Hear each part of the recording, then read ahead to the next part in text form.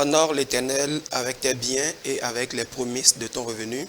Alors tes greniers seront remplis d'abondance et tes cuves regorgeront de mou. Proverbe 3, versets 9 à 10. Shalom bien-aimés, bienvenue sur votre émission Dévoilement, l'émission de l'étude biblique sur la télé évangélique. Et ce soir, nous venons parler des dîmes et des offrandes dans la Nouvelle Alliance. La Bible nous dit dans Proverbe d'honorer Dieu avec nos biens, avec les promesses de nos revenus. Et il y a une promesse de bénédiction qui suit cela. Et ce soir, sur cette émission, nous parlerons de ce que c'est que les dîmes, ce que c'est que les offrandes dans la Nouvelle Alliance, comment cela devrait se passer. Et pour en parler, j'ai avec moi le docteur Olivier. Bonsoir, docteur. Bonsoir, bien-aimé. C'est un plaisir de vous recevoir chaque fois sur ce plateau. Le plaisir est partagé. Alors, ce soir, nous allons parler des dîmes et des offrandes dans la Bible.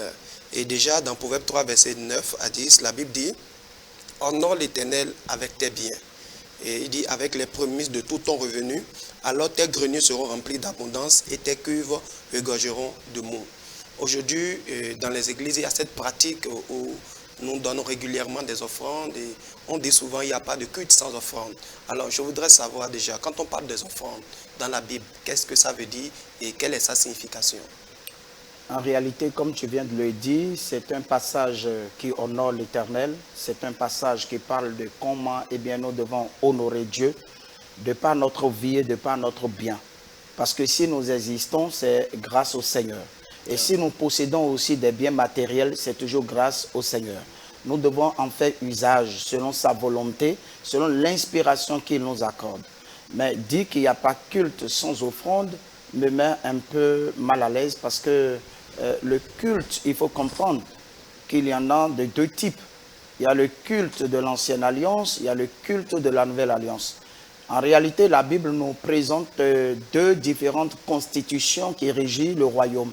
La première constitution régit le peuple naturel d'Israël, fondé sur le judaïsme.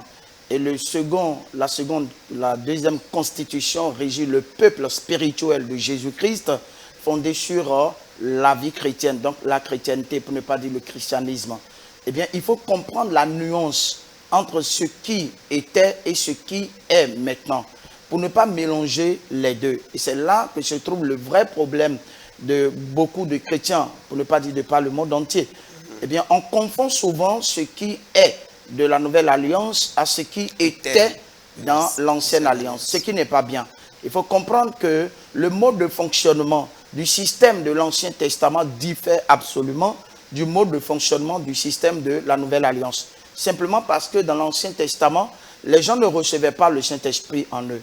L'Esprit venait sur certaines personnes, les agitait, les animait à accomplir une certaine fonction, une certaine mission, et puis c'est terminé. Cependant, par contre, dans la Nouvelle Alliance, le Saint-Esprit descend sur nous et rentre en nous et fait de nous son habitat. Et nous devenons ainsi le temple de Dieu. Donc c'est différent. Avant, nous avions un temple physique. Maintenant, nous avons un temple spirituel où le Saint-Esprit habite. Alors, c'est en prélude, je dirais, de ce temple-là, que bien nous avions le temple naturel dans lequel on célébrait Dieu. Maintenant, nous célébrons Dieu dans un temple spirituel. Et comme il est dit dans Acte 17, verset 24, il a dit que le Dieu créateur qui a fait toutes choses étant le Seigneur du ciel et de la terre, n'habite point dans des temples faits de main d'homme. Donc, nous devons effacer de notre esprit la pensée que Dieu se célèbre dans un temple physique. Non, Dieu se célèbre dans un temple spirituel. Et ce temple spirituel également se bâtit en esprit et en vérité. Et il se bâtit dans notre intérieur.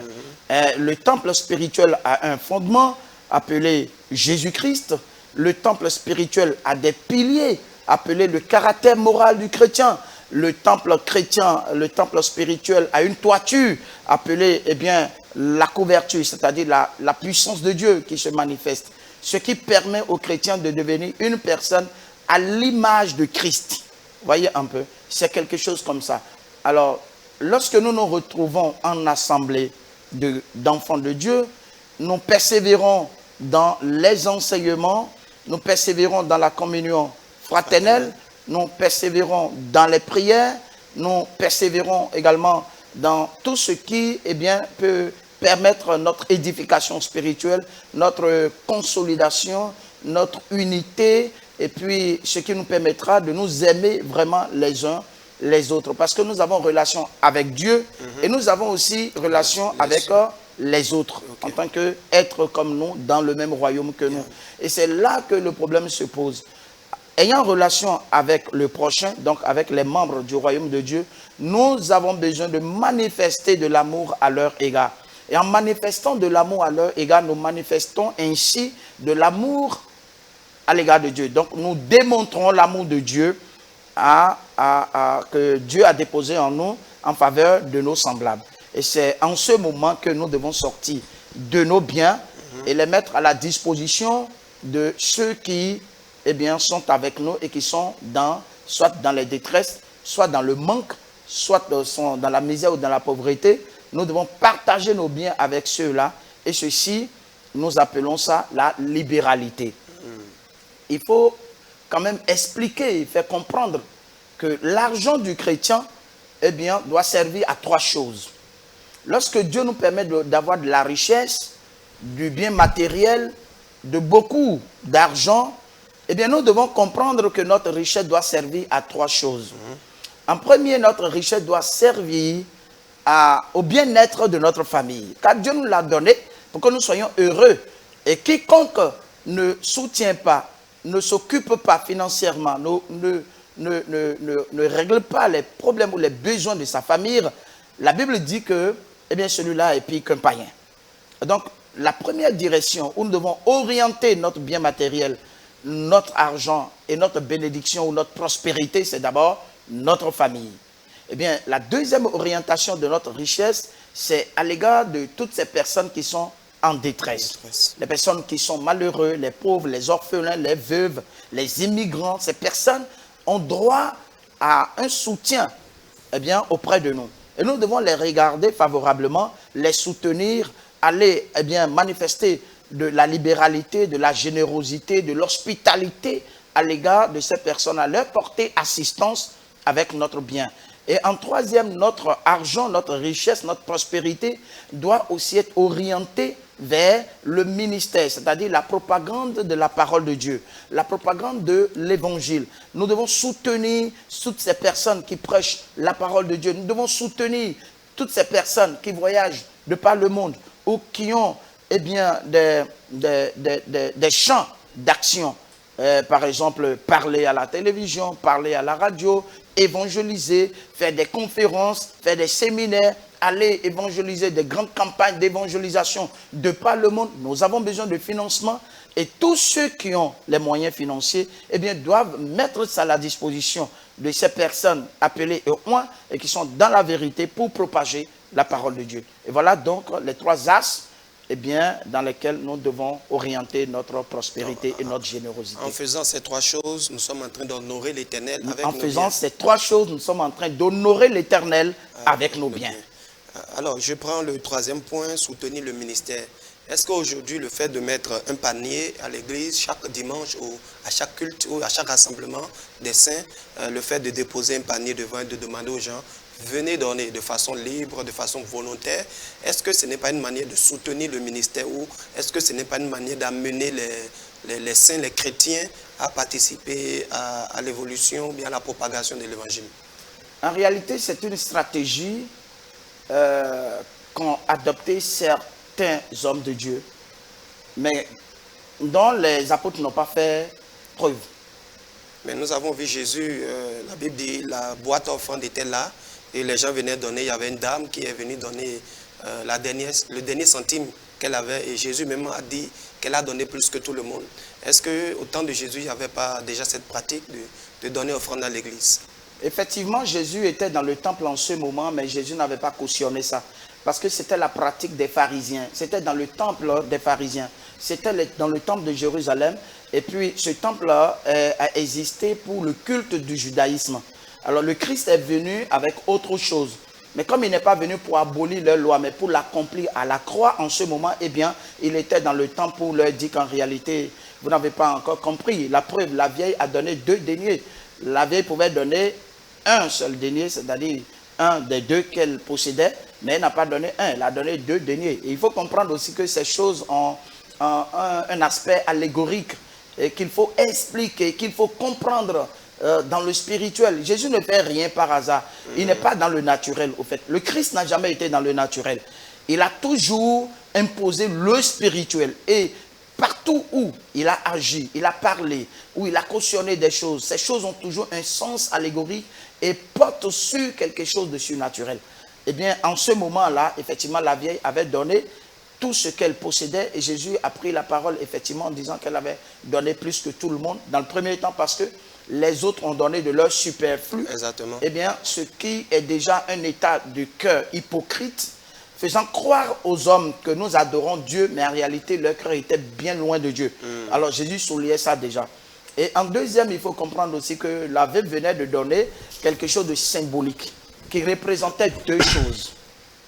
La présence des pharisiens et la présence de Christ, qui symbolisait aussi, eh bien, la présence de l'ancienne alliance et la présence de la nouvelle alliance. Eh bien, Jésus avait compris le sens spirituel de ce geste-là et avait témoigné de ce que la vieille venait de faire. Mais il ne cautionnait pas le dépouillement des vieilles. La preuve, dans Matthieu 23, il en a fait allusion. Il dit, mais vous dévorez la maison des pauvres. Voyez un peu, vous dévorez la maison des pauvres et des veuves. Pourquoi? Parce que vous avez priorisé votre tradition au détriment de la miséricorde, de l'amour, chose très importante pour Dieu. Alors, docteur, pensez-vous que le fait de collecter des offrandes à l'église, c'est une manière de dépouiller les gens? Souvent, ça rentre dans le cadre de rançonnement. À force d'insister, d'insister, vous devez donner, vous devez donner. Alors, lorsqu'on insiste sur quelque chose avant que une personne ne donne ça, cela vous pouvez simplement dire que la personne n'est pas animée d'une bonne volonté. La personne n'est pas animée du Saint-Esprit. Parce qu'en réalité, tel que je venais de le décrire, les trois aspects qui devaient servir d'orientation de nos moyens financiers, eh bien, on n'a pas besoin de forcer quelqu'un. Puisqu'on ne force pas les gens avant qu'ils ne payent leur facture à la maison, avant qu'ils ne payent leur facture d'eau, avant qu'ils ne donnent l'argent de popote. Ou bien, on ne les force pas avant qu'ils n'aillent dans un restaurant pour manger. Quand le besoin est là et que vous avez les moyens, il faut satisfaire aux besoins. Il en est de même pour ce qui concerne Dieu ou les choses de Dieu. Lorsque vous avez les moyens financiers et que vous sentez le besoin spirituel se poser, eh bien, vous bondissez instantanément, volontairement, eh bien, avec un instinct spirituel sur ce besoin-là. Et vous faites, on ne vous oblige pas à le faire. À le faire. Voyez. Et moi, j'ai fait l'expérience. Oui, j'ai fait l'expérience et j'en fais toujours. J'organise des choses comme ça. Je ne motive pas les gens. Et je vois les gens eux-mêmes. Dès que vous annoncez, eh bien, ce que vous devez faire, le besoin. Vous annoncez le besoin. Et vous dites, bon, nous allons faire telle chose. Et vous voyez, les gens eux-mêmes, ils sont là avec une bonne volonté. En tout cas, ceux qui ont, ils le feront. Et ceux qui n'ont pas, ils ne le feront pas, simplement parce qu'ils n'ont pas. Mais aujourd'hui, nous voyons les chrétiens qui ne sont pas encore trop matures. Est-ce qu'il ne faut pas des fois les aider avec des stratégies parce que le gars, il n'est pas mature. Il a les moyens, il voit les besoins dans l'église, mais il ne pourra pas, il ne veut pas, il n'a pas la volonté ou il ne veut pas participer. Or, il y a une bénédiction qui est derrière le fait de donner d'offrandes, de soutenir les choses de Dieu. Mais est-ce qu'il ne faut pas mettre en place des fois des stratégies? Des fois, on demande à l'église, ceux qui veulent soutenir à 50 000, levez-vous. Ceux qui ont 20 000, levez-vous. Qu'est-ce que vous pensez de tout ça? Est-ce que ce n'est pas des stratégies pour amener les gens à être bénis malgré eux-mêmes? Il est important de comprendre une chose, c'est que nous sommes bâtis sur le fondement des apôtres. Christ lui-même étant la pierre de langue. Nous ne devons rien faire qui ne soit pas clairement établi par les apôtres. Lorsque nous faisons les choses par stratégie, nous tombons dans des astuces diaboliques. Et nous ouvrons ainsi la porte aux démons pour continuer à nous manipuler, à nous malmener et faire de notre assemblée leur siège, c'est-à-dire leur lieu de travail. Ce qui n'est pas bien. Lorsque vous commencez déjà à dire aux gens, il y a 150 personnes ici qui doivent donner 10 000, 10 000.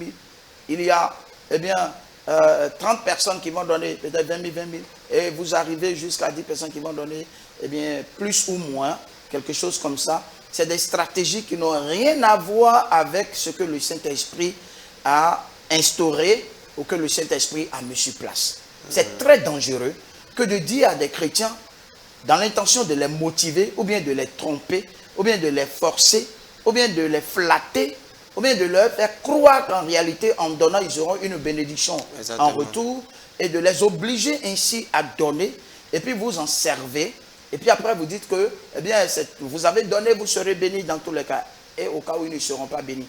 Parce que donner là n'est pas la clé magique qui ouvre les écluses des cieux. La clé magique qui ouvre les écluses des cieux, c'est le Saint-Esprit dans un cœur, dans un bon cœur, un cœur libéral, un cœur généreux, un cœur qui donne volontairement, un cœur qui est inspiré par le Saint-Esprit, un cœur qui comprend le mode de fonctionnement de Dieu, un cœur qui comprend le royaume de Dieu, un cœur qui comprend ce que le Christ a bâti comme Église, un cœur qui comprend la mission du Saint-Esprit sur la terre. C'est ce cœur-là qui a la clé magique pour ouvrir les écluses des cieux. Amen. On ne donne pas à quelqu'un qui est égoïste. Je viens donner à Dieu qui fait des marchandages avec le Seigneur. Je viens donner parce que je sais que si je donne, Dieu va me donner en retour. Et puis dans la tête, on fait des calculs mathématiques commerciaux avec Dieu. Ça ne marche pas. Ça ne marche pas. Il faudra que plusieurs de nos confrères ou des prédicateurs puissent comprendre et décourager de tels comportements. Ce n'est pas bien. Ce n'est même pas spirituel. Oui, ce n'est pas spirituel. Il y a un verset dans, je crois, Deutéronome qui dit « Il n'est pas bon d'aller dans la maison de l'Éternel les mains vides ». Est-ce que c'est toujours le judaïsme ou ce verset est d'actualité jusqu'aujourd'hui? Il dit « Il n'est pas bon de se présenter devant l'Éternel les mains vides ». Je commence par dire d'abord que ce verset n'est plus d'actualité. Ce n'est plus d'actualité. Où est la maison de l'Éternel? Il dit « Vous, maison de Dieu, nous sommes la maison de l'Éternel. Nous sommes l'édifice de Dieu. Nous-mêmes, nous sommes le temple de Dieu. Nous-mêmes, nous sommes cette maison spirituelle sur, dans laquelle le Saint-Esprit habite. Et nous sommes bâtis sur un fondement. Donc, ce verset qui parle de la maison naturelle, selon le principe de l'Ancien Testament, n'existe plus. Exactement. Donc, il n'est même pas bien pour un chrétien voulant se rendre en assemblée, ou bien au lieu de l'enseignement, au lieu du culte, dit « je vais dans la maison de Dieu ». C'est déjà une mauvaise compréhension de ce qu'est la maison de Dieu. Non, la maison de Dieu n'est plus un bâtiment. Et oui, il a été clair que, il dit, ce fut Salomon qui lui bâtit une maison. Mais le Très-Haut n'habite pas dans ce qui est fait de main d'homme. Ce fut Salomon qui lui bâtit une maison. Mais le Très-Haut n'habite pas dans ce qui est fait de main d'homme. Pourquoi? Parce qu'il est le créateur de toutes choses. Salomon même l'a dit quand il bâtissait la maison. Il dit, et l'Éternel Dieu qui a son trône dans le ciel et qui a son marchepied sur la terre, pourra-t-il habiter une maison faite de main d'homme? Ce n'est pas possible.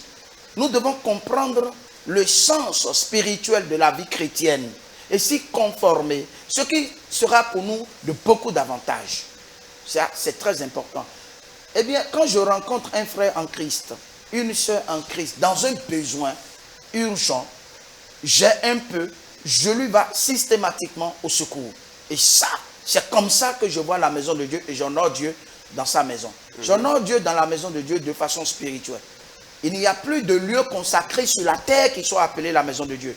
Il n'y a plus aucun endroit sur cette terre qui soit consacré maison de Dieu. Où on puisse dire, je vais dans la maison de Dieu. Ça, c'est une notion liée à l'ancienne alliance qu'il faut maintenant changer dans notre mentalité parce que nous sommes dans le nouveau système, dans le nouveau principe, dans le nouveau régime, dans la nouvelle église de Jésus-Christ. Alors, comment peut-on appeler alors les lieux où les saints se rassemblent pour adorer Dieu? Comment on peut appeler ces endroits-là? Si je suppose qu'on a un endroit où on vient se rassembler régulièrement pour prier, s'édifier entre nous, quel nom on peut donner à cet endroit? Il faut dissocier l'église de l'endroit où on se rassemble.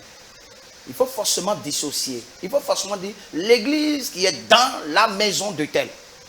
L'église qui est dans tel lieu. L'église qui est dans telle ville. L'église qui est dans tel village. Il faut dissocier.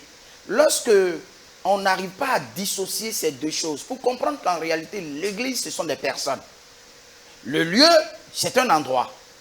Et qu'on mélange les deux en disant l'église, parlant du bâtiment, eh bien, on tombe dans le piège de la malcompréhension. C'est dangereux. Le lieu où nous nous rassemblons est un lieu appartenant à quelqu'un et qui restera sur la terre et qui reste pour la terre. Et quand la trompette va sonner, le lieu ne partira pas. Quel que soit qu'il soit somptueux, il ne partira pas. Nous allons partir. Nous allons connaître une transformation, un changement. Et nous allons changer de corps. Nous allons partir. Nous allons laisser la terre pour les choses de la terre et pour les gens de la terre. Voyez un peu. Donc, à partir de là, il faut commencer déjà à dissocier ces choses-là. Okay. Il ne faut pas mélanger la personne, église de Christ, au lieu de rassemblement. Okay. Nous nous rassemblons pour écouter l'édification spirituelle, nourrir notre foi sur le plan spirituel, en écoutant les enseignements, en s'édifiant, en s'aimant, en se visitant, en pratiquant de l'amour, de la communion fraternelle, de la fraction du pain, de la nourriture en agapé, c'est-à-dire en assemblée. Et comme ça, on s'édifie, on s'aime, on grandit spirituellement. Mais cela n'a aucun rapport avec le lieu où on se retrouve. Amen. Alors, docteur, dans le ministère de Jésus, nous avons vu que Jésus avait un trésorier. Et ça veut dire qu'il y avait des gens qui donnaient régulièrement et Judas gardait ça. Est-ce qu'il faut donner forcément lorsqu'il y a un besoin ou on peut donner à tout moment et que lorsqu'il y aura un besoin, on va dépenser pour ça? Ou c'est seulement quand on annonce un besoin à l'église que le chrétien doit pouvoir se positionner volontairement pour semer, pour donner? Ou à tout moment, à chaque rassemblement, il peut décider de donner quelque chose à chaque rassemblement? Oui, je pense que la dernière partie de ta pensée est mieux acceptée. Il ne faut pas dire qu'on attend forcément le besoin. Lorsqu'on est béni, je vois une communauté, je dis, bon, mais écoutez, comment est-ce que vous gérez vos finances ici? Les legs, les dons, comment est-ce que vous gérez ça? Parce qu'il ne faut pas attendre que vous preniez la décision d'aller voir des orphelins avant que, eh bien, en ce moment, il se peut que je n'ai rien. Exactement. Alors donc, en ce moment, si je suis béni, je vais déposer quelque chose dans votre communauté pour servir aux différentes activités que vous menez. Et donc, dans ce sens, on voit une personne qui sera chargée de garder ce bien matériel ou cet argent. Eh bien, et puis, bon, il garde ça. Et en son temps, eh bien, on en fait usage. Amen. Il ne faut pas garder beaucoup d'argent à la banque, beaucoup d'argent à la banque. Et c'est dangereux.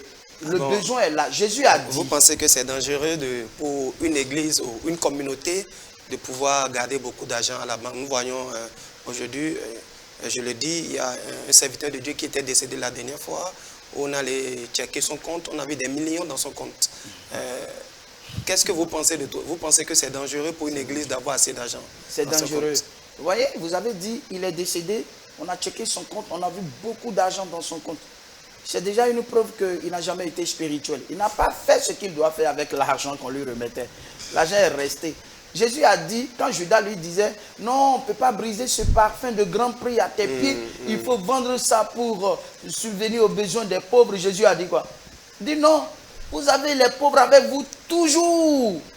Mais où étaient les pauvres quand l'argent était conservé à la banque? L'argent était conservé à la banque pour assurer la sécurité d'une personne. Et ça, c'est dangereux. Ce n'est pas bien. Et puis, quand l'argent vient, il faut systématiquement... eh bien, faire usage de ça. Parce que le besoin est là permanemment. Il ne faut pas déposer l'argent chez quelqu'un. Il garde, ou bien quelque part, ou bien dans une banque. Ce n'est pas bien.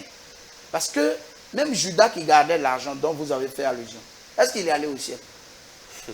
Mais est-ce que vous savez que c'est parce qu'il est trésorier qu'il n'est pas parti? Ah bon? Ah bien sûr, mais puisqu'il volait dans l'argent qu'on lui confiait. Non, mais c'est parce que la Bible a dit, docteur, c'est parce qu'il a trahi Jésus finalement. Mais pourquoi il a trahi Jésus pour prendre de l'argent s'il ne volait pas? On a même écrit qu'il volait l'argent qui lui était confié. Exactement. Donc la cupidité a saisi son cœur comment? Parce qu'il gardait de l'argent, il était toujours... Allez-y demander allez-y vous renseigner au trésor public pourquoi on met des systèmes de sécurité sur place. Parce que celui qui travaille à côté de l'argent, pourquoi on le paye même plus cher? C'est parce qu'il est toujours tenté à prendre de l'argent. Donc il faut éviter ce genre de choses dans la communauté chrétienne qui, en temps normal, était une communauté idéale, exemplaire. Et que je vais donner un exemple au monde. Et puis le monde dit, bon, mais vraiment, nous vous envions parce qu'on ne sait pas comment vous fonctionnez, mais il n'y a pas de ce genre de tentation chez vous. Parce que vous surmontez ces choses-là. L'Église doit être un modèle pour le monde. Mais malheureusement, nous faisons garder l'argent auprès des personnes qui les gardent tout le temps et qui après commencent à en prendre dedans et à tirer encore de la malédiction sur eux-mêmes. Et encore que Judas était trésorier. Mais quand on a demandé à Jésus, pourquoi vous ne payez pas l'impôt? On dit, il faut que tu payes l'impôt. Jésus a dit quoi? Il dit, l'impôt là, ce sont les étrangers qui le payent ou bien les fils. On dit, ce sont les étrangers. Jésus a dit quoi à Pierre?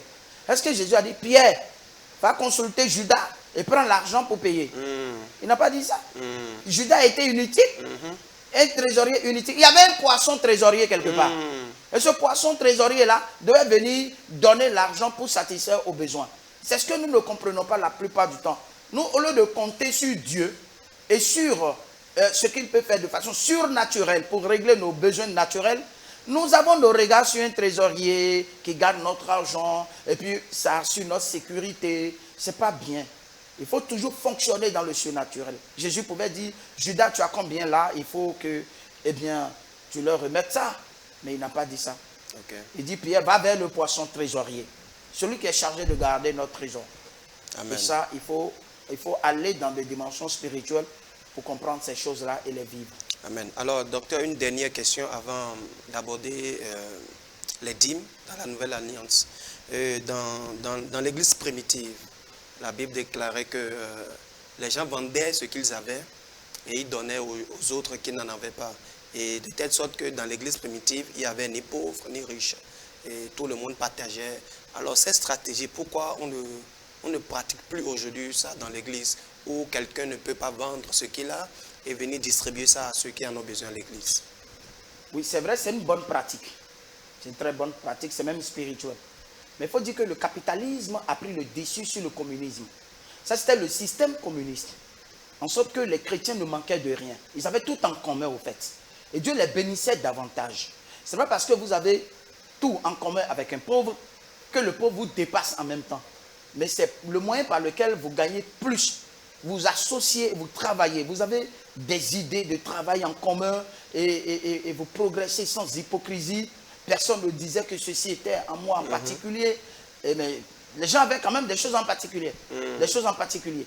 Eh bien, cependant, on dit personne ne disait que ceci m'appartenait de façon particulière. C'est-à-dire quoi? Tu as besoin de ma voiture, mais je te dis, bon, voilà, va faire usage de ma voiture. Et puis tu reviens, tu déposes ma voiture. Parce que c'est ma voiture. C'est pour moi, c'est personnellement à moi. Mais je ne dis jamais que c'est pour moi en particulier.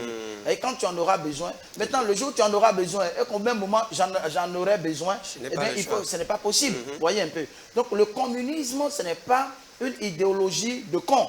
Mais c'est une idéologie de gens de bon cœur, des gens qui vraiment comprennent le mode de fonctionnement de Dieu et qui comprennent aussi que nous sommes sur la terre avec des choses qui passent pour un temps éphémère et avec de la vanité. Et vanité des vanités, tout est vanité. Et ça fait partie eh bien, des trois exigences spirituelles. La première exigence spirituelle, c'est que il y a que de la vanité sur la terre. La deuxième exigence spirituelle, c'est que chacun de nous est ici pour une mission et reparti. La troisième exigence spirituelle est que nous devons forcément rendre compte à Dieu un jour qui va nous classer quelque part, soit de bon ou quelque part de mauvais. Voyez, donc ça, c'est des compréhensions de choses spirituelles. Et quand on dit qu'ils avaient tout en commun, c'est vraiment la manifestation du cœur. Mais aujourd'hui, cela ne se manifeste plus parce que le capitalisme a pris le dessus. Aujourd'hui, vous êtes quelqu'un à partir de ce que vous avez. Yeah. Si vous avez beaucoup, eh bien, vous êtes quelqu'un. Mais dans l'ancien temps, vous êtes quelqu'un à partir de ce que vous êtes et non de ce que vous avez. Mais maintenant, vous êtes quelqu'un à partir de ce que vous avez et non de ce que vous êtes. Vous voyez un peu. Dans l'ancien temps, on dit que la bonne réputation vaut mieux qu'une ceinture en or. Mais aujourd'hui, on dit une ceinture en or vaut mieux que la bonne réputation. Vous voyez un peu, les choses sont renversées. Donc, c'est à l'Église de corriger ces choses-là. Il revient à l'Église d'imposer eh bien, la volonté de Dieu sur la terre et de manifester le règne de Dieu sur la terre. Mais malheureusement, le monde est rentré où? Dans l'Église. L'Église est où maintenant? Dans le monde. Malheureusement, c'est ce qui se passe aujourd'hui. Si vous avez besoin de gens honnêtes, de gens de bien, ne les cherchez pas dans les rassemblements chrétiens. Non, cherchez-les dans le monde, dans les maisons, dans les services. Il y a des gens de bon cœur. Mais si vous allez dans les rassemblements chrétiens cherchant de bonnes personnes, vous n'allez pas trouver. Parce qu'ils sont déjà trop amis de Dieu pour se foudre de Dieu. Ils sont devenus familiers. Ils sont tellement familiers avec Dieu qu'ils se foutent de Dieu. Et ce qui n'est pas, bien. Alors, docteur, quand l'apôtre Paul disait j'ai semé des choses spirituelles en vous, j'ai le droit de moissonner des choses matérielles. Est-ce qu'un homme de Dieu peut se lever aujourd'hui et dire aux gens, parce que je te prêche l'évangile, tu as aussi l'obligation de semer dans ma vie, de me donner des offrandes, de me donner de tes revenus, parce que l'apôtre Paul l'a dit, d'ici j'ai semé des choses spirituelles en vous, c'est aussi mon droit de pouvoir moissonner des choses matérielles. Est-ce qu'un serviteur de Dieu peut réclamer ça chez un fidèle pour dire, parce que je te prêche l'évangile, je prie pour toi souvent, tu as aussi l'obligation de me soutenir avec tes revenus? Non. Cette déclaration est une parole de justification et non une parole de réclamation. Dans la Bible, dans la Nouvelle Alliance, dans les Épîtres, il y a des paroles de justification qui ne sont pas des paroles de réclamation. Si c'était une parole de réclamation, on se serait appuyé là-dessus pour dire, mais écoutez, on va lire ce texte-là tous les dimanches ou bien tous les jours de notre rassemblement. Pour dire, écoutez, l'apôtre Paul même a dit que ce n'est pas une chose étrange que de prendre vos biens matériels si je sème en vous de biens spirituels. Non, c'est quand ceux à qui vous enseignez la parole ont bien compris le bien fondé de vous accompagner avec des moyens financiers et qu'ils le font. Et que cela fait l'objet de jalousie de certaines personnes, de critiques de la part d'autres personnes que vous vous justifiez maintenant pour dire, mais écoutez, si je sème parmi vous de bonnes choses et que vous me soutenez avec vos biens matériels, ce n'est pas une grosse affaire. Ça ne fait pas l'objet de critiques. Non, je sème parmi vous des biens spirituels. C'est normal que vous m'accompagniez avec vos biens temporaires, vos biens matériels, ce qui est normal. Tout homme de Dieu a besoin d'être accompagné. On a besoin qu'on nous accompagne dans tout ce que nous faisons. Nous avons besoin des aides financières. Nous avons besoin de l'accompagnement financier. Et puis, nous n'avons pas à exciter les gens par ces tests-là. Nous n'avons pas à dire aux gens que l'apôtre Paul a dit comme ça, donc nous réclamons. Non, on ne réclame pas. On justifie le fait que les gens font ça volontairement. Et lorsque les gens commencent à le faire volontairement, librement, généreusement, eh bien, qu'est-ce qui va se passer? Et ça peut faire, eh bien, la jalousie de certaines personnes à qui nous allons fermer la bouche pour nous écouter. Vous ne comprenez pas, ce n'est pas une grosse affaire de bénéficier de ces choses-là. Parce que moi, je ne peux pas juger un homme de Dieu à qui l'on offre de grandes choses, même si on lui offre le ciel et la terre, ce n'est pas un problème. Pourvu qu'il soit dans la vérité et qu'il soit véritablement en train de semer des bonnes choses. Amen. Il n'y a aucun problème à cela. Merci beaucoup, docteur. Nous allons aborder la seconde partie parlant des dîmes. Malachie 3, verset 10, c'est le verset qu'on a l'habitude de citer. Apportez dans la maison de l'Éternel toutes vos dîmes. Et il dit, en faisant cela, je vous ouvrirai les écluses des cieux et je menacerai les dévoreurs. Et aujourd'hui, j'ai entendu même un homme de Dieu dire, il est impossible pour Dieu de bénir quelqu'un qui ne donne pas la dîme. Qu'est-ce que vous pensez de ça? Il est en retard sur la compréhension des choses spirituelles. Si un homme de Dieu dit il est impossible pour Dieu de bénir quelqu'un qui ne paye pas la dîme, on dira, mais écoutez, Pierre a payé dîme, Paul en a payé, Jean n'a jamais payé, Jude n'a jamais payé, Timothée n'a jamais payé, Tite n'a jamais payé. Est-ce qu'ils étaient bénis? Est-ce qu'ils avaient la bénédiction financière? Ah mais écoutez, ça ce sont des personnes sur lesquelles nous sommes bâtis. Nous ne pouvons même pas juger leur vie de prospérité matérielle ni de prospérité spirituelle. C'est des personnes qui sont des modèles pour nous. Et ils n'ont jamais payé la dîme. L'église de Corinthe n'a jamais payé la dîme. L'église de Rome n'a jamais payé la dîme. L'église de Galate n'a jamais payé la dîme. L'église d'Éphèse, les 7 églises de l'Apocalypse, aucune n'a jamais payé la dîme. Jésus leur a fait des remontrances, des reproches, mais n'a jamais fait mention de dîme. Les Actes des Apôtres, ce grand livre d'action missionnaire, n'a jamais fait mention de dîme. Dire que si quelqu'un ne paye pas de dîme, il est sous malédiction ou bien Dieu ne le bénira pas. C'est une aberration, c'est une déviation doctrinale. Nous devons faire usage de notre argent pleinement pour accompagner le ministère, pour accompagner l'œuvre de Dieu. Mais qu'on dise aux chrétiens que si vous ne prélevez pas une 10e partie et que vous ne donnez pas à un certain homme de Dieu, vous n'êtes pas béni, c'est une déviation doctrinale. La Bible n'a jamais fait mention de choses pareilles. Vous savez, l'expression dîme figure dans la Bible 48 fois.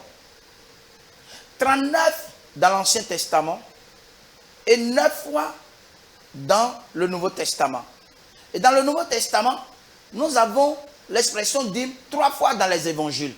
Dans Matthieu 23, 23, où Jésus dit « Malheur à vous, scribes et pharisiens, parce que vous payez la dîme de la menthe et du cumin et de l'âneth. Et vous négligez ce qui est important. » C'est ce qu'il fallait faire sans négliger les autres choses. Il y a encore dans Luc, chapitre 11, verset 42, qui dit sensiblement la même chose. « Malheur à vous, scribes et pharisiens, parce que vous payez la dîme de la menthe, de l'âneth et du cumin. » Et maintenant, il y a Luc 18, verset 11, où il est dit que 2 hommes sont montés au temple pour prier, un pharisien et puis un publicain. Le pharisien disait, je paye la dîme de tout. Je jeûne 2 fois par semaine.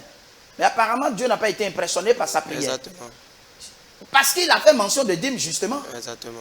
Vous ne pouvez pas imaginer, son orgueil l'a poussé à dire à Dieu combien de fois il était juste en faisant des actes. On n'est jamais justifié par nos actes.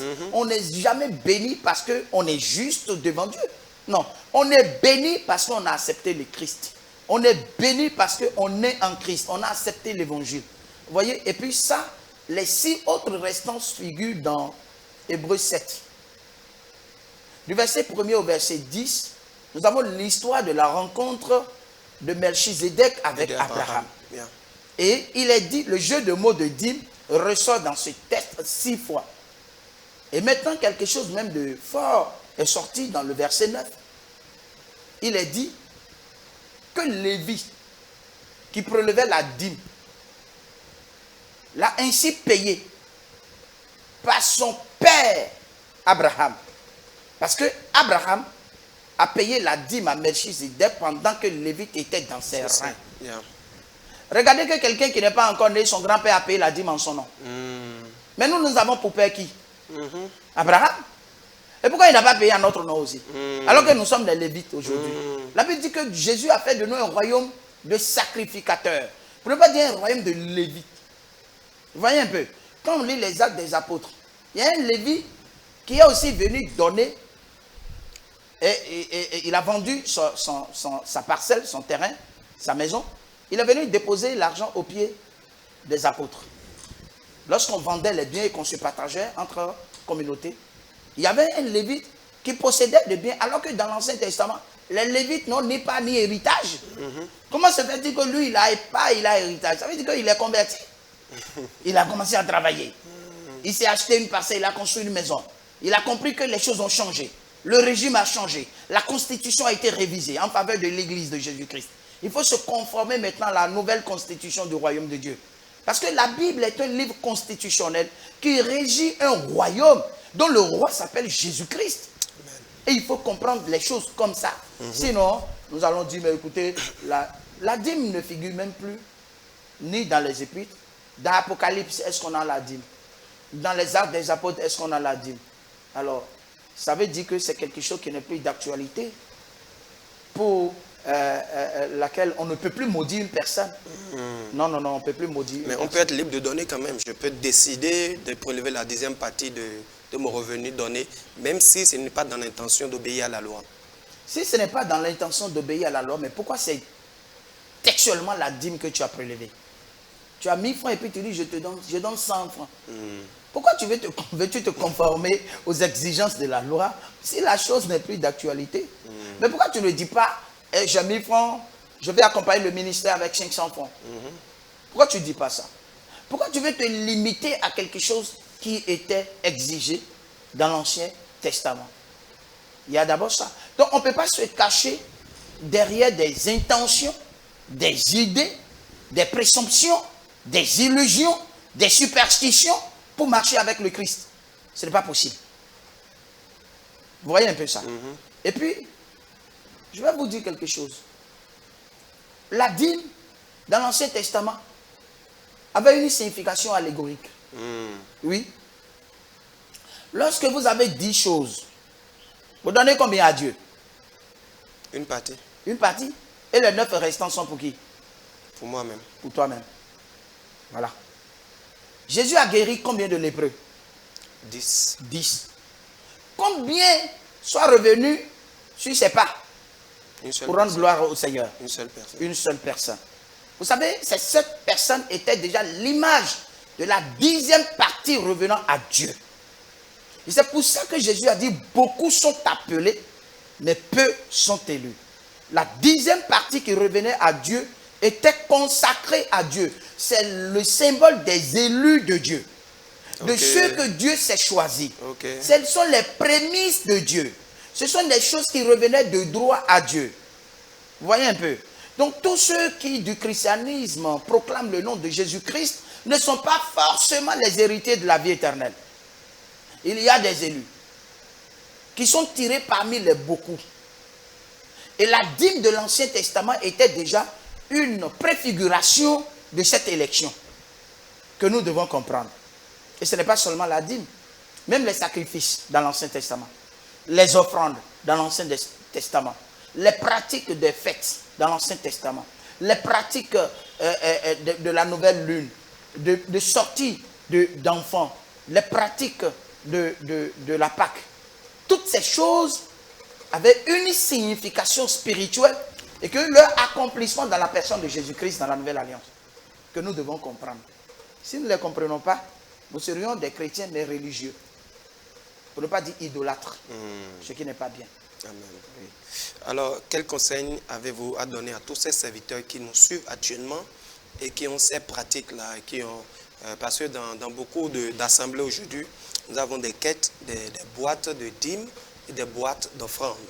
Il y a même dans certaines assemblées, nous avons même des cartes de dîmes, où quand tu donnes ta dîme, on doit mentionner sur cela que tu as donné ta dîme. Alors, quel conseil en tant que docteur de la parole de Dieu, quel conseil avez-vous à donner à ces personnes qui nous suivent? Je dirais à tous ces serviteurs de Dieu qui vivent de la dîme et des offrandes, de commencer dès maintenant à mettre leur foi à l'épreuve. D'éprouver leur propre foi en disant, je sais que le Seigneur pourra me nourrir des corbeaux qui viennent du désert. Le Seigneur est capable de sortir de l'eau du désert. Ceux sur qui vous ne comptez pas, que vous ne connaissez pas. Vous savez, Judas était là pourtant, Dieu a fait venir un poisson et de sa bouche, eh bien, ils ont trouvé de l'argent pour payer les impôts. Vous avez certainement des problèmes à couvrir les charges de votre église simplement parce que vous pensez que ces hommes-là allaient ramener la 10e partie de leurs revenus. Vous attendez, ça ne vient pas, c'est des miettes. Souvent, les gens ont gagné 1 million, 2 millions, ils vous ont amené 200 000 francs.